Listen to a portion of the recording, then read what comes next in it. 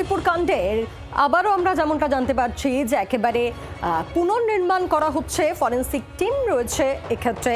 ঘটনার পুনর্নির্মাণে সিআইডি এবং forensic team.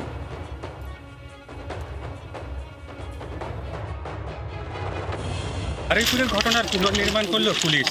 এই মুহূর্তে বারুইপুরে সেই ঘটনাস্থল, সূর্যপুরে সেই ঘটনাস্থলে নিয়ে আসা হয়েছে এই ঘটনার তিন যারা আসামি, দিবাকর সর্দার, আনন্দ সর্দার এবং কবির মোল্লাকে তাদেরকে নিয়ে আসা হয়।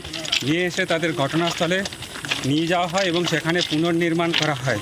সিটের 6 সদস্যের সিটের যে সদস্য তারা যেমন রয়েছে, তার পাশাপাশি সিআইডি টিম, ফরেনসিক টিম তারা রয়েছে, কেন্দ্রীয় বাহিনী রয়েছে, বারুইপুর থানার আইসি রয়েছেন এবং এসডিপিও বারুইপুর তিনিও রয়েছেন।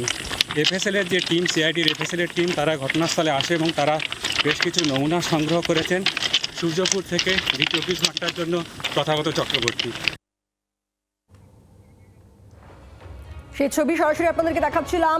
সিটে সদস্যরা রয়েছেন, সিআইডি রয়েছে, ফরেনসিক টিম রয়েছে এবং ধৃত 3 জন তাদেরকে সঙ্গে নিয়ে চলছে বারুইপুরে সেই নক্কারজনক ঘটনার একেবারে পুনর্নির্মাণ সিআইডির। এর আগেও আমরা দেখেছিলাম যে ঘটনার পুনর্নির্মাণের জন্য নিয়ে আসা হয়েছিল অন্যতম অভিযুক্তকে এবং সেই সময় ঠিক কী হয়েছিল আপনাদের মনে থাকবে। পুলিশ সূত্রে জানা যায় যে সেই সময় প্রভাস একেবারে পালানোর চেষ্টা করে এবং পুলিশকে গুলিও করে এবং তার পাল্টা পুলিশের এনকাউন্টার। আর এই মুহূর্তে সরাসরি আমাদের সঙ্গে রয়েছেন আমাদের প্রতিনিধি তথাগত। ফরেনসিক টিমও রয়েছে, যেমনটা আমরা ছবিতে দেখতে পাচ্ছি। কি চলছে এখন? দেখো, একদম সেই ছবিটা আমি তোমাকে দেখানোর চেষ্টা করব। এই মুহূর্তে সেই জায়গা, যে জায়গাতে কিন্তু নাবালিকাকে ধর্ষণের ঘটনা ঘটেছিল, সেই জায়গায় আপাতত সিআইডি ফরেনসিক টিম সেখানে ঘটনাস্থলে রয়েছে। তারা কিন্তু ধর্ষণ এবং খুনের ঘটনা, সেই ঘটনায় যে 3 অভিযুক্ত এখনো পর্যন্ত পুলিশ কাস্টাডিতে রয়েছে, দিবাকর সর্দার, আনন্দ সর্দার এবং কবির, তাদের 3 জনকেই কিন্তু এখানে নিয়ে আসা হয় এবং নিয়ে এসে তাদেরকে এই ঘটনার রিকনস্ট্রাকশন অর্থাৎ পুনর্নির্মাণ যেটাকে বলা হয়, সেই পুনর্নির্মাণ করা হয়। এবং সেই ঘটনায় কিন্তু পুলিশের যে সিট গঠন হয়েছিল, 6 সদস্যের টিমের যে সদস্য যারা ছিলেন তারা এখানে এসেছিলেন। বারুইপুর থানার আইসি ছিলেন, বারুইপুরের এসডিপিও ছিলেন এবং অতিরিক্ত পুলিশ সুপার তারা ছিলেন। এছাড়াও সিআইডি টিমের সদস্যরা তারা ছিলেন এবং তারা এখান থেকে এসে এই ঘটনার পুনর্নির্মাণ করা হয়। তাদেরকে এখানে জিজ্ঞাসাবাদ করা হয়, নমুনা সংগ্রহ করা হয় এবং সেই নমুনা সংগ্রহের কাজ কিন্তু এখনো পর্যন্ত চলছে। এবং সেই জায়গাটা যেটা ঘটনার পর থেকে কর্ডন করে ঘিরে রাখা হয়েছিল, সেই জায়গায় এখনো পর্যন্ত যে দেখতে পাচ্ছ যে নমুনা সংগ্রহের কাজ চলছে। পুলিশ ব্যারিকেড করে রেখেছে যাতে ভেতরে কেউ প্রবেশ করতে না পারে। সেখানে আপাতত এফএসএল টিমের সদস্যরা তারা রয়েছেন এবং তারা এই ঘটনার যে পুনর্নির্মাণ, সেই পুনর্নির্মাণের ঘটনা হয়ে গিয়েছে এবং তারপর পাশাপাশি তারা এখান থেকে তারা নমুনা সংগ্রহ করছেন এবং সেই নমুনা সংগ্রহের পর তা ফরেনসিকে ল্যাবে পাঠানো হবে পরীক্ষার জন্য, এমনটাই জানা গিয়েছে। ইতিমধ্যেই যে ঝুপড়ি আছে পুকুরের পাশে, তাহলে সেখানেও গিয়েছিলেন ফরেনসিক টিমের সদস্যরা এবং সিআইডি তথাগত?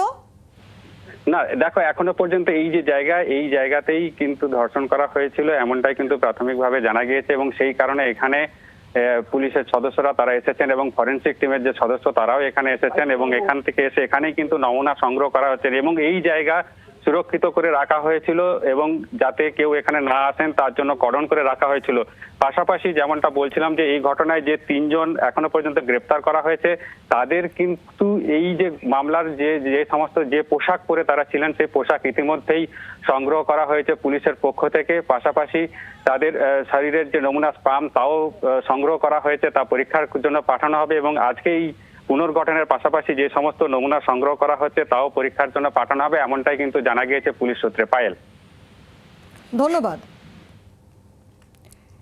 এই মুহূর্তে যে ছবি আমরা দেখতে পাচ্ছি একদম সরাসরি ঘটনাস্থল এবং সেখানে ঘটনার পুনর্নির্মাণ। যে ন্যাক্কারজনক ঘটনা, নৃশংস ঘটনা বারুইপুরে ধর্ষণ খুন নাবালিকাকে, এর আগে আপনাদের মনে থাকবে যখন এর আগে ঘটনার পুনর্নির্মাণ করা হচ্ছিল অন্যতম মূল অভিযুক্ত প্রভাস মণ্ডলকে সঙ্গে নিয়ে, সেই সময় প্রভাস মণ্ডলের এনকাউন্টারে মৃত্যু হয়। কারণ পুলিশ সূত্রে যেটা জানা যাচ্ছিল যে এই প্রভাস মণ্ডল পুলিশের থেকে বন্দুক ছিনিয়ে নিয়ে পালিয়ে যাওয়ার চেষ্টা করে, পুলিশকে লক্ষ্য করে গুলি ছোড়ে এবং সেই সময় পুলিশের এনকাউন্টারে তার মৃত্যু হয়।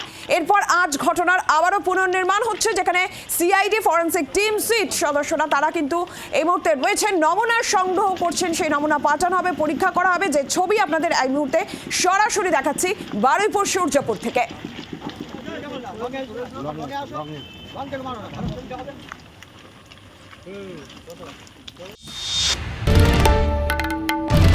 বাংলার আওয়াজ, বাঙালির আবেগ, জি 24 ঘন্টা।